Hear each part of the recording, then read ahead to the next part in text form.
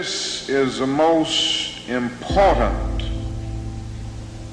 and crucial period of your lives, for what you do now and what you decide now at this age may well determine which way your life shall go.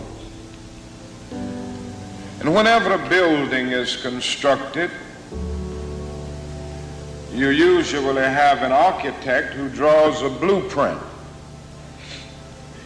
And that blueprint serves as the pattern, as the guide, as the model for those who are to build the building. And a building is not well erected without a good, sound, and solid blueprint. Now, each of you is in the process of building the structure of your lives. And the question is whether you have a proper, a solid, and a sound blueprint. And I want to suggest some of the things that should be in your life's blueprint. Number one in your life's blueprint should be a deep belief in your own dignity, your own worth, and your own somebodyness. Don't allow anybody to make you feel that you are nobody. Always feel that you count. Always feel that you have worth. In your life's blueprint, you must have as a basic principle the determination to achieve excellence in your various fields of endeavor. You're going to be deciding as the days and the years unfold what you will do in life, what your life's work will be. And once you discover what it will be, set out to do it, and to do it well. And I say to you, my young friends, that doors are opening to each of you. Doors of opportunity are opening to each of you that were not open to your mothers and to your fathers. And the great challenge facing you is to be ready to enter these doors as they open. Ralph Waldo Emerson, the great essayist, said in a lecture back in 1871 that if a man can write a better book or preach a better sermon or make a better mousetrap than his neighbor, even if he builds his house in the woods, the world will make a beaten path to his door. That hadn't always been true, but it will become increasingly true. And so I would urge you to study hard, to burn the midnight oil. I would say to you, don't drop out of school, and I understand all of the sociological reasons why we often drop out of school. But I urge you, in spite of your economic plight, in spite of the situation that you are forced to live so often with intolerable conditions, stay in school.